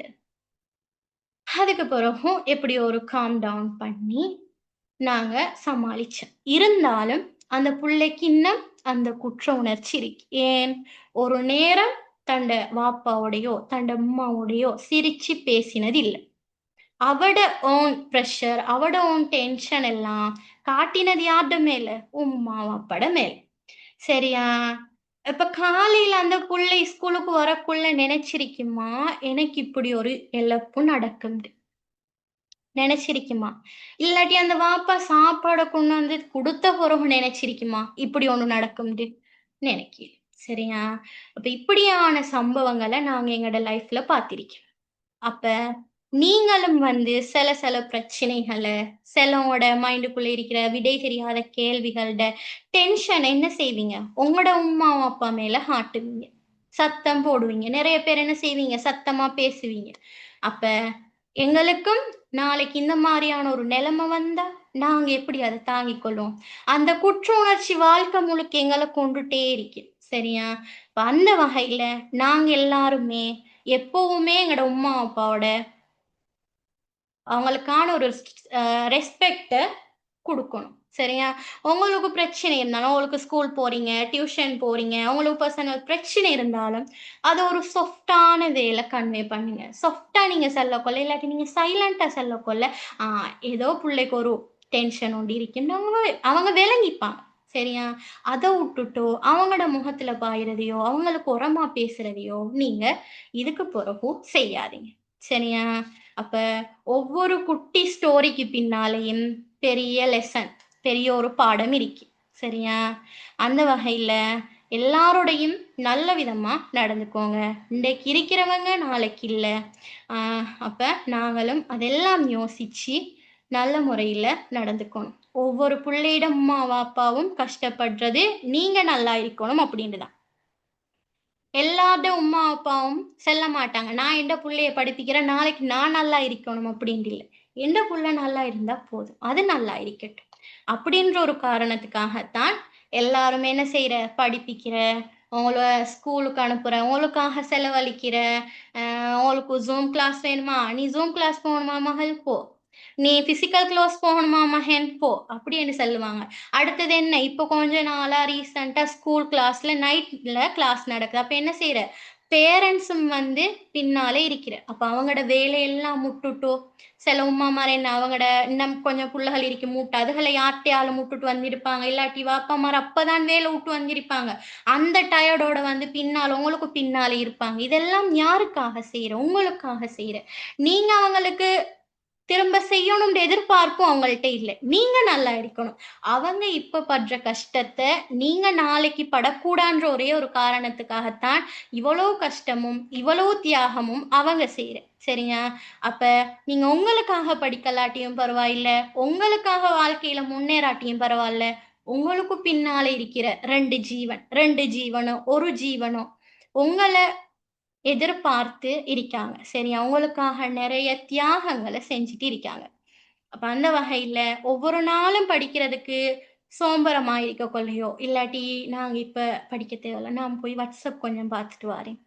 இல்லாட்டி நான் போய் கொஞ்சம் இன்ஸ்டாகிராம் பார்த்துட்டு வரேன் இல்லாட்டி நான் ஒரு ஸ்டேட்டஸ் ஒன்று பார்த்துட்டு வரேனே அப்படின்னு நினைக்கக்குள்ள இந்த மாதிரியான கதைகளை கொஞ்சம் யோசிச்சு பாருங்க தானா புத்தகத்தை எடுத்து படிப்பீங்க சரியா அப்ப எல்லா பெற்றோருமே ஏதோ ஒரு கனவோட ஏதோ ஒரு ஏக்கத்தோட எந்த புள்ள பாஸ் ஆகிறாதா எந்த புள்ள இப்படி ஆகிறாதா அப்படின்ற ஒரு கனவோட தான் எல்லாருமே உங்களுக்கான தியாகங்களை செஞ்சுட்டு இருக்காங்க அப்ப நேத்திரவு வந்து எங்களோட கட் ஆஃப் மார்க்ஸ் ரிலீஸ் ஆயிடுச்சு எல்லாரும் கேள்விப்பட்டிருப்பீங்க அதாவது பல்கலைக்கழகத்துக்கான வெட்டுப்புள்ளி அப்ப இதை பார்த்த உடனே நிறைய பேர் எந்த பிள்ளைக்கு மெடிக்கல் ஃபேக்கல்ட்டி எந்த பிள்ளைக்கு என்ன இன்ஜினியரிங் ஃபேக்கல்ட்டி எந்த பிள்ளைக்கு ஆர்ட்ஸ் ஃபேக்கல்ட்டி எந்த பிள்ளைக்கு டெக் ஃபேக்கல்ட்டி இந்த மாதிரி என்ன ஒவ்வொருத்தையும் செல்லுவாங்க அப்போ உங்களோட உமாவை பட்டையும் நிறைய பேர் செல்லிருப்பாங்க அவங்களோட அம்மா பக்கத்து வீட்டுக்கு போகக்குள்ளேயோ இல்லாட்டி கடையில் இருக்கக்குள்ளேயோ எங்கேயோ ரோட்ல சந்திக்கக்குள்ள செல்லக்குள்ள அவங்களோட வாப்பா என்ன நினைப்பாரு நாளைக்கு நானும் இப்படி செல்லுவேன் என்ற மகள் இந்த யூனிவர்சிட்டிக்கு போய்த்து என்ற மகள் இந்த ரிசல்ட்ஸ் எடுத்துட்டுன்னு நான் செல்லுவேன் அப்படின்னு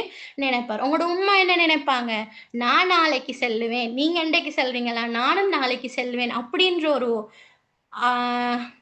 ஆசையோட ஒரு கனவோட தான் இன்றைக்கு இருக்காங்க சரியா எல்லா பெற்றோருமே உங்களுக்கும் ஒரு போனை தந்திருக்காங்க எந்த புள்ள படிக்கணும் எந்த புள்ள ஒரு 4 விஷயத்தை அதுல இருந்து படிக்கணும் அப்ப நீங்க என்ன செய்யணும் அந்த நம்பிக்கையை காப்பாற்றணும் நல்ல விஷயங்களை மட்டும் செய்யுங்க நல்லதே நடக்கும் சரியா அடுத்த இன்னொரு விஷயம் பொறாமப்படாதீங்க இந்த புள்ள படிக்கே அப்படின்னு பொறாமப்படாதீங்க நீங்க பொறாமப்படப்பட உங்களுக்கு தான் அது கெட்டதாவே அமையும் ஒரு புள்ள நல்லா படிக்கா நீங்க போய் உங்களுக்கு தெரிஞ்ச விஷயத்த கொஞ்சம் செல்லுங்களே அந்த புள்ளிட்ட கொஞ்சம் தெரிஞ்ச விஷயத்த வாங்கிக்கோங்களே அதுல எந்த ஒரு அவமானமுமே இல்லை நாங்க கொடுக்கத்தான் எங்களுக்கு திரும்ப கிடைக்கும் சரியா அப்ப ஒவ்வொரு நாளுமே உங்களோட பெற்றோரை பத்தி கொஞ்ச நேரம் யோசிங்க கொஞ்ச நேரம் யோசிச்சிங்கண்டா உங்களோட மனசுக்குள்ள வர வேற சிந்தனைகள் நீங்க உங்களோட மனசுக்குள்ளேயே போட்டு புழுங்கிட்டு இருக்கிற சுமைகள் எல்லாம்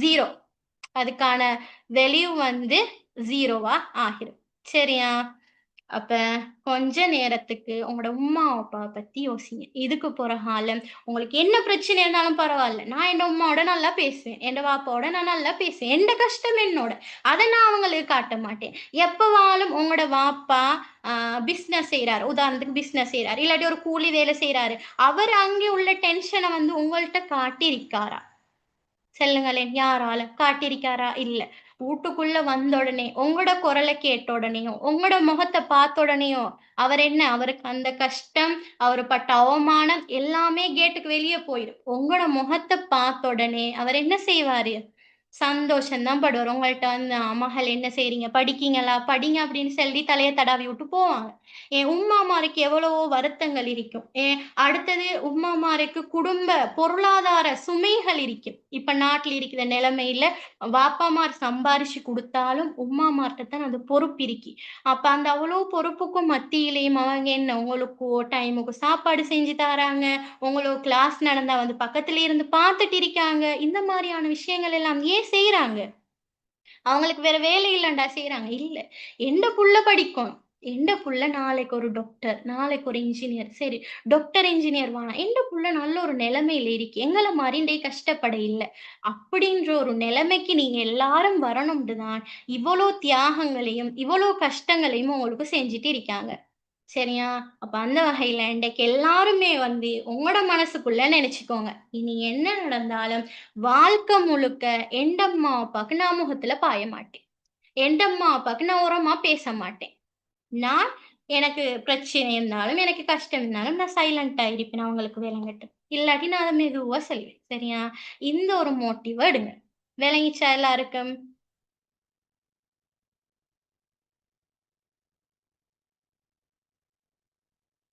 இருக்கீங்களா? ஓ ஏ சரி. ஓ சரி. டீச்சர் அப்ப எங்கட இன்றைய நாளுக்கான கதை அதுதான். சரியா? கதையில இருக்கிற அர்த்தம், ஆழம் எல்லாமே உங்க எல்லாருக்கும் புரிஞ்சிருக்கணும். புரிஞ்சிருக்கும் அப்படின்ற நம்பிக்கையோட நாங்க 7வது கேள்விக்கு போவோம். போவோமா?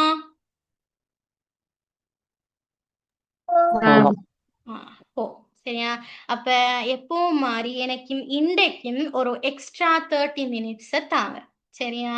உங்கள்ட்ட இருந்து எக்ஸ்ட்ராவா நான் ஒரு 30 நிமிஷத்த வாங்குறேன். அப்ப நாங்க 9 மணிக்கு கிளாஸ முடிப்போம். இன்றைக்கு ஏலமான நாங்க பார்ட் 1 பேப்பர கவர் பண்ணுவோம். பார்ட் 2 பேப்பர செய்வோம். அதோட எங்களோட பேப்பர் கிளாஸ் போதும். எங்களுக்கு கொஞ்சம் கிராமருக்கு வாங்க அப்படின்னு சொன்னா, நாங்க அந்த பேப்பரோட நிப்பாட்டுவோம். நிப்பாட்டிட்டு நாங்க என்ன செய்ய போறோம்? எங்களோட கிராமரோ எங்களோட வெக்கபுலரியோ இல்லாட்டி எங்களுக்கு ரைட்டிங் ஸ்கில்ஸ் கொஞ்சம் வேணும் டீச்சர் அப்படின்னா நாங்கள் அந்த மாதிரியான விஷயங்களுக்கு போவோம். சரியா? அப்போ அந்த குரூப்ல இருக்கிறவங்க கண்டினியூஸாக கிளாஸ் வரணும்னு நினைச்சா கொஞ்சம் கம்யூனிட்டி குரூப்புக்கு வாங்க. அப்போ அந்த கம்யூனிட்டி குரூப் தான் உங்களுக்கும் எனக்குமான ஒரு தொடர்பை வந்து என்ன செய்யும்? அதிகரிக்கும். சரியா? அப்ப நாங்க வந்து 7வது கேள்விக்கு போவோம். 8:30க்கு கிளாஸ் இருக்கா? என்ன செய்ய போறீங்க? டீச்சர் சரி, அப்ப 8:30க்கு கிளாஸ் நாங்க முடிப்போம். நாளைக்கு இதே டைமுக்கு நாங்க மிச்சம் இருக்கிற 7ஐயும் 8ஐயும் முடிச்சிட்டு ஒரு கிராமர் பகுதியையும் பார்ப்போம். விருப்பமா?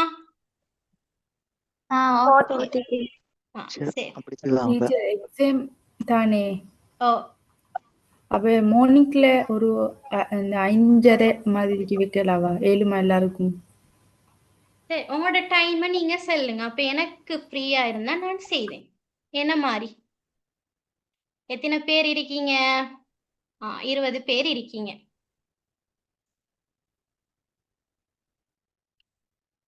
என்ன டைம் எப்படி?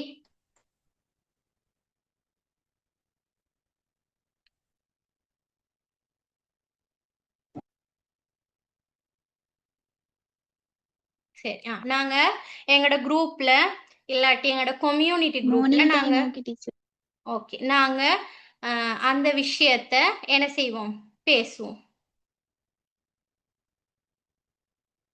இப்போ என்னண்டா அப்ப நாங்க 8:30 கிளாஸை முடிப்போம். கிளாஸை முடிக்கிறதுக்கு முன்னால நான் உங்கள்ட்ட இருந்து ஒரே ஒரு சின்ன விஷயம் கேட்டு தெரிஞ்சுக்க போறேன். என்னென்றால் இப்ப நான் கடந்த காலங்களா செஞ்சுட்டு வர ஒரு ஃபார்மட் என்னென்றால் கொஸ்டின்ஸையே விளங்கப்படுத்திட்டு போகாம ஸ்டூடெண்ட்ஸுக்கு புத்தக கல்வியை மட்டும் கொடுக்காம வாழ்க்கை கல்வியையும் கொடுக்கணும் அப்படின்ற ஒரு அடிப்படையில தான் இந்த ஸ்டோரி டைம், அதாவது எங்களோட ஸ்டோரி டைம் நோக்கம் என்னண்டா குட்டி ஸ்டோரி பட் பெரிய லெசன். சரியா? இந்த மாதிரியான ஒரு விஷயத்த நாங்க செஞ்சுட்டு வரோம். அப்ப சில ஸ்டூடெண்ட்ஸ் வந்து ஓ டீச்சர் எங்களுக்கு இது உண்மையிலே நல்லா இருக்கு அப்படின்னு சொல்லுவாங்க. எங்களோட பிசிக்கல் கிளாஸ்ல இருக்கிற ஸ்டூடெண்ட்ஸ் அப்படித்தான் சொல்லுவாங்க. அந்த அடிப்படையில தான் நாங்க ஆன்லைன்லயும் இதே ஃபார்மட்டை செஞ்சுட்டு போறோம். ஸோ உங்களுக்கு இது புதுசா இருக்கும் இல்லைண்டா எப்பவும் மாதிரி காமனா இருக்கும். அப்ப நீங்க சொல்லுங்க, வரப்போற கிளாஸ்ல உங்களுக்கு இந்த ஸ்டோரி டைம் எங்களோட டைமை வேஸ்ட் பண்ணுது டீச்சர், அதுக்கு நாங்க ஒரு விஷயத்த படிப்போமே அப்படின்னு சொல்றீங்களா? இல்ல டீச்சர் நீங்க செய்யற ஃபார்மட்டையே செஞ்சுட்டு போங்க, எங்களுக்கு பிரச்சனை இல்லைன்னு சொல்றீங்களா? என்ன சொல்றீங்க? ஸ்டோரி டைம் செய்வோமே ஸ்டோரி டைமோட சரி. ஸ்டோரி செய்வோம் எல்லாருக்கும் விருப்பமா? டீச்சர் ஓ சொல்லுங்க. சரியா? அப்ப என்ன செய்வோம்? 8:30க்கு நாங்க கிளாஸ முடிப்போம். ஒரு 3 நிமிஷம் இருக்கு. என்ன செய்ய போறீங்க? 3 நிமிஷத்துக்கு முன்னால போய் ஜாயின் ஆகணுமா? இல்லாட்டி 3 நிமிஷத்தை எனக்கு தர போறீங்களா? என்ன செய்ய போறீங்க? ஒரு 3 நிமிஷத்தை எனக்கு தாரீங்களா உங்களோட பேசுறதுக்கு? டீச்சர். ஆ, சரி அப்ப ஓகே டீச்சர் 3 நிமிஷத்தை அப்ப எனக்கு தந்துட்டீங்க. சரி அப்ப நேத்து நான் ஒரு ஸ்டோரி சொன்னேன். சரியா? அப்ப அந்த ஸ்டோரியில இருந்து அந்த ஸ்டோரிய மறந்துட்டீங்களா? இல்லாட்டி எங்களோட மனசுக்குள்ள கொஞ்சம் இருக்கு டீச்சர் அப்படின்னு சொல்றீங்களா? இருக்குது. கொஞ்சம் ஈக்கி கொஞ்சம் இருக்கு. சரி அப்ப இன்றைக்கு சொன்ன ஸ்டோரி என்ன நடக்கும்? இருக்குமா? ஈக்கும் சரி அப்ப